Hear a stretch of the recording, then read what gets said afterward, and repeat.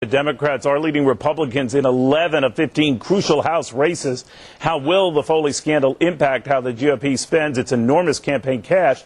With us now, Fox News political contributor Bill Kristol. Bill, of course, the editor of the Weekly Standard. They have a lot of money, but now they have to spend it, Bill, I guess, in places they didn't think they would have to, right? They do, but they really need to ignore the Foley scandal, in my opinion, and spend it on the core message, which is the Democratic Congress will try to raise your taxes. They'll prevent President Bush from making the tax cuts permanent. And look at the Dow Jones today. Those tax cuts have panned out pretty well. And the Democratic Congress will make it harder to fight the war on terror. Look at the votes last week. They don't want tough interrogation of detainees. They don't want to let the president eavesdrop on al-Qaeda types talking to their buddies back in Pakistan. So play it out for me, Bill. If you had to juxtapose those two developments, you know, the Dow we're showing right now up 123 points, a new record, and then ongoing concerns about how this Foley scandal escalates, which wins out? Well, it depends how the campaign goes. I think issues trump scandal usually, especially when the scandal really is a scandal of one creep's disgusting conduct. And no one thinks Denny Hastert condones it, and I don't think anyone really thinks Denny Hastert could have done much about it until these explicit instant messages came to light, which was just a week ago. And Foley's out of the House. They should not dwell on it. Boehner and some of these guys, Reynolds, I think have behaved idiotically in questioning Hastert. They should just shut up and get back onto the issues instead of pointing fingers at each other. All right, but in the meantime, most folks are fixated on this particular scandal. How does that supersede what's going on with this record after record on Wall Street? Well, you know, we're all fixated on the scandal, and obviously it's interesting the way, you know, tabloid stuff is interesting. But I gave a talk at the University of Texas last night, took about 15, 20 questions. There was one on Foley. How would it impact the elections? People know that's not a political issue. There are creeps on both sides of the aisle. There have been scandals on both sides of the aisle. Get beyond it. The Republicans have to get back to the message and the issues of taxes and terror, where they have a fighting chance. Well, where do you target that message? You know, you thought earlier on in Florida, in the district that Foley was in, that was so safe you didn't even have to bother putting national campaign cash to work. Now, in districts that used to be considered safe, do you? Well, you have to. I think Foley's district probably is lost. Reynolds' district may go down, but the Democrats need 15.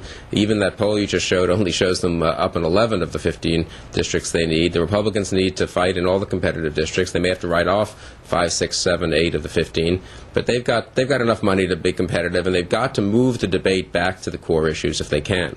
Handicap it very quickly. Do they hang on, Republicans that is, to the House and Senate? It's tough for the Republicans. I think it'll be tough. Okay. Bill, thank you very much. My pleasure.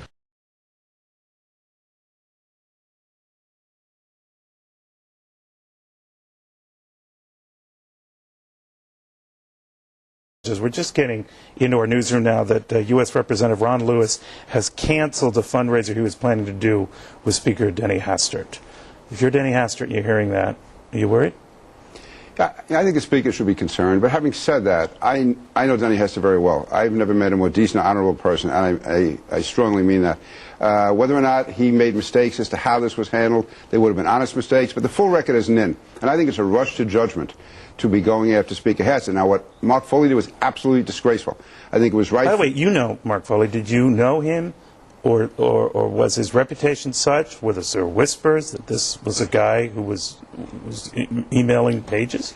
No, all we knew about him was that he was gay, which a lot of people are gay in Washington, everywhere else. There was no evidence he was a predator. In fact, I was talking with a leading reporter in Washington who covered Mark Foley in Florida for a number of years. He said they never heard anything at all about him going after young people, being a predator, being a stalker. And but what if you heard that Hastert knew more than just those general emails coming from the office? Oh, then he would have to pay the price for that. Absolutely. He would have to resign.